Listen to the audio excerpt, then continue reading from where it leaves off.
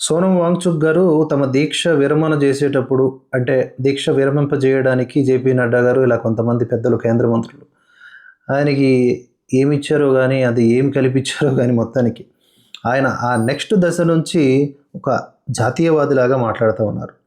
సరే ఇది ఒక పెద్ద ప్రాబ్లమ్ వచ్చేసింది. దేశం కోసం కొంచెం పాజిటివ్‌గా మాట్లాడినా లేదా ప్రస్తుత ప్రభుత్వంలో ఉన్న ఏ శాఖను కొంచెం శ్లాఘించినా కొంతమంది అంధభక్తు, గోధీ మీడియా, అమ్ముడు పోయావు అని అంటారు.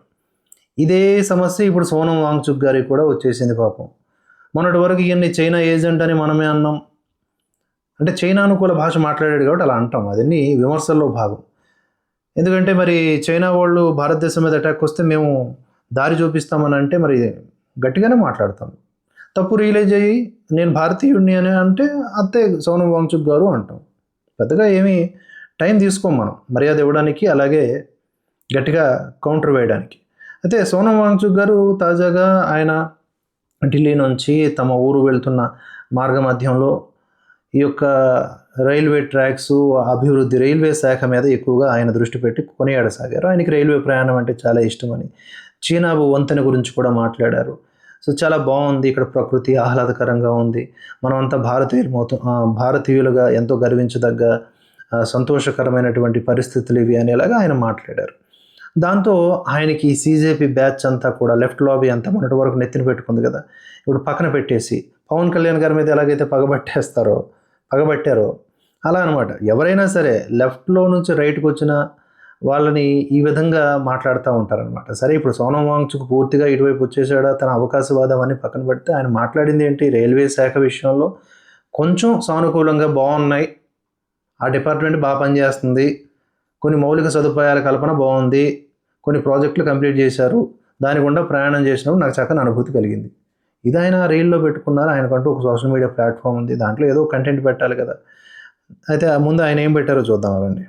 मुझे कैसे गर्व है भारतीय रेल पर, जो इंजीनियरिंग प्रोजेक्ट कश्मीर तक के रेलवे बनाने में लगी है, इस पर भी कुछ लोग नाखुश थे कि मैं सरकार की तारीफ कर रहा हूँ. इतने तंग नजर हो गए हैं हम क्या कि भारत का कोई विभाग, जैसे मानिए इसरो, अगर मार्स पे एस्ट्रोनॉट्स उतारे तो क्या हम उनकी भी प्रशंसा नहीं करेंगे? अरे भारतीय रेल भारत की रेल सेवा है. कितने ही हजारों इंजीनियर्स ने, अफसरों ने मिलकर ये रेलवे लाइन बिछाई है, क्या इसकी हम प्रशंसा ना करें? जरा दिमाग को खोले रखिए. चाहे पक्ष हो विपक्ष हो, हमें मिलके भारत को बनाना है.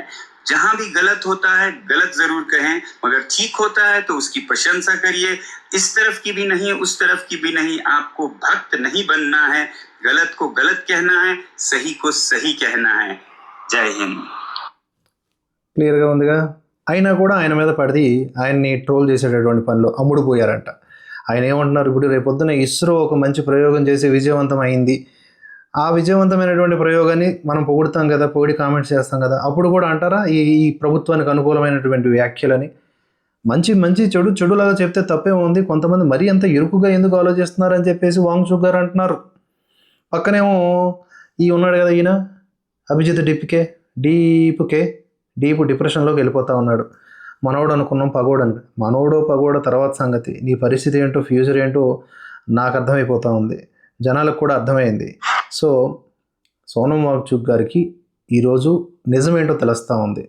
వాళ్ళ వైపు ఉన్నంతకాలం, వాళ్ళకు అనుకూలంగా తొడపెట్టినంతకాలం సమగా ఉంది.